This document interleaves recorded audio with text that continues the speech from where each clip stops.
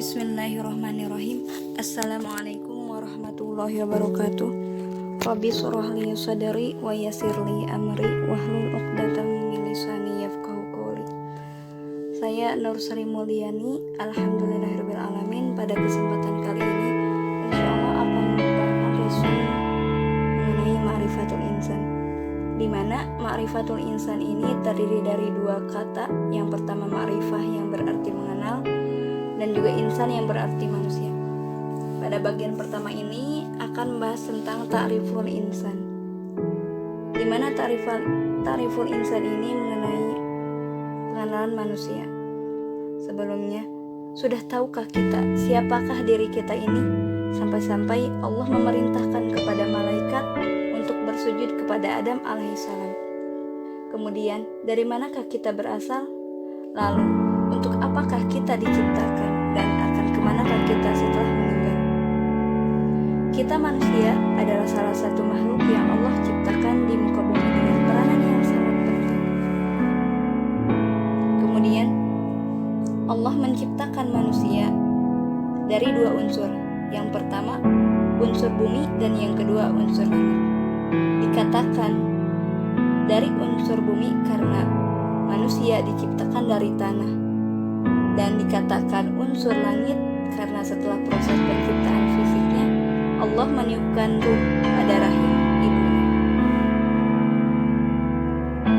Yang pertama unsur bumi yaitu diciptakan dari tanah, sebagaimana Quran surah Al-An'am ayat 2, yang artinya dialah yang menciptakan kamu dari tanah, sesudah itu ditentukan ajalnya, kematiannya. Dan ada lagi suatu ajal yang ada pada sisinya, yang dia sendirilah mengetahuinya. Kemudian kamu masih ragu-ragu tentang kebangkitan itu. Nah, kemudian poin yang kedua itu yaitu setelah diciptakan dari tanah, unsur langit yaitu ruh, di mana ruh ini adalah zat yang tidak terlihat oleh mata, tetapi pada hakikatnya eksistensi keberadaan ruh ini sangat terasa dalam jiwa manusia, di mana ruh bisa merasakan, meyakini, menghendaki, dan memutuskan, sebagaimana Quran surah As-Sajdah ayat 9. Nah, di mana setelah Allah menciptakan manusia dari tanah dan juga ruh, Allah memberikan potensi dalam diri manusia untuk keberlangsungan kehidupannya di muka bumi, di mana unsur ini atau potensi yang Allah berikan ini terdapat 3. Yang pertama unsur qalbu, yang kedua unsur akal, yang ketiga unsur jasad. Yang pertama unsur qalbu.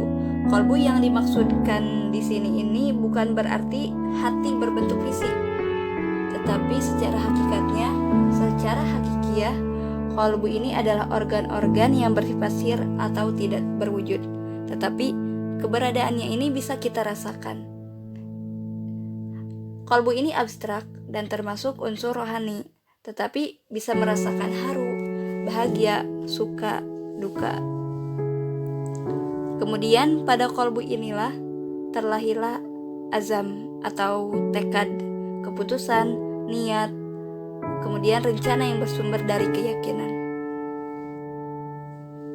Kemudian qalbu ini pada hakikatnya ini bukan hati, karena setiap hewan atau makhluk lain itu memiliki hati, tetapi tidak dengan qalbu, di mana qalbu ini menjadi parameter baik buruknya seseorang. Sebagaimana dalam hadis Bukhari Muslim dikatakan bahwa sesungguhnya di dalam jasad itu terdapat segumpal daging. Apabila daging itu baik, maka baik pula seluruh jasadnya, dan apabila segumpal daging itu rusak, maka rusak pula seluruh jasadnya. Ketahuilah, itu adalah hati. Itu hadis Bukhari Muslim. Kemudian unsur yang kedua, potensi yang Allah berikan kepada manusia itu adalah akal, di mana akal ini adalah unsur yang sangat istimewa pada manusia. Pada akal ini, di mana akal ini bukanlah otak yang terdapat pada makhluk lain. Kenapa? Karena pada akal inilah manusia bisa mendapatkan ilmu, memahami ayat-ayat Allah, baik ya ayat qauliyah maupun ayat kauniyah. Kemudian ketika akal ini digunakan untuk berpikir dengan baik dan juga benar, maka akan menambah keimanannya kepada Allah Subhanahu wa taala, sehingga manusia akan terbebas dari penyesalan di akhirat nanti. Kemudian unsur yang ketiga itu adalah jasad, di mana Allah memberikan jasad ini sebagai pelaksana atau sebagai pengaplikasian atas tekad-tekad hati yang direncanakan oleh akal. Kemudian selanjutnya, lantas untuk apa sih manusia itu diciptakan? Apakah untuk berkelana ataukah hanya sekedar bersenang-senang, ataukah hanya sekedar menciptakan tanpa ada tujuan? Tidak mungkin ya. Tidak mungkin semata-mata Allah menciptakan manusia tanpa alasan. Dimana setelah Allah menyempurnakan ciptaannya, memberikan potensi-potensi pada manusia, Allah memberikan amanah, di mana Allah memberikan dua amanah kepada manusia.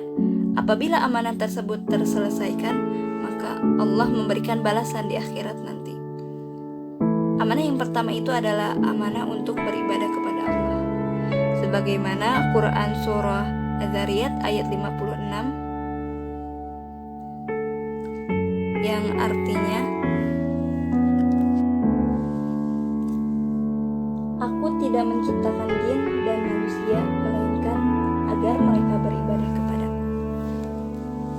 Jadi Allah itu hanya menciptakan manusia dengan tujuan beribadah kepadanya, di mana ibadah tersebut merupakan salah satu bentuk ketaatan kepada Allah Subhanahu wa taala, dan diharapkan segala bentuk aktivitas di dunia itu tujuannya itu hanya untuk beribadah.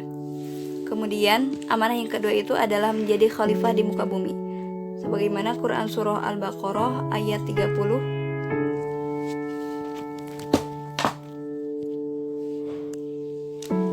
yang artinya, dan ingatlah ketika Tuhan berfirman kepada para malaikat, Aku hendak menjadikan khalifah di muka bumi.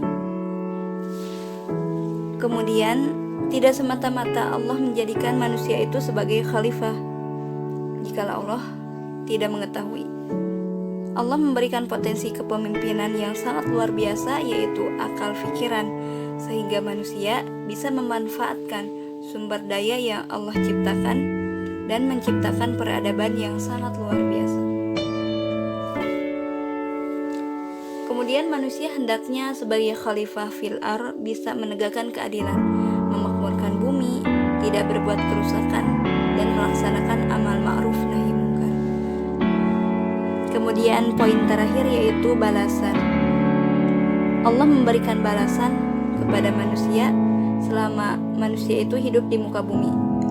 Balasan yang berupa pahala yang sangat luar biasa, yang lebih baik bagi orang-orang yang mengerjakan amal soleh, baik itu laki-laki maupun perempuan, dan juga balasan azab kepada orang-orang yang telah melalaikan dan mengingkari tugas-tugas amanahnya selama di dunia, dengan seburuk-buruknya balasan atas apa yang mereka kerjakan. Mungkin itu saja resum dari saya. Mohon maaf apabila banyak kesalahan. Wassalamualaikum warahmatullahi wabarakatuh.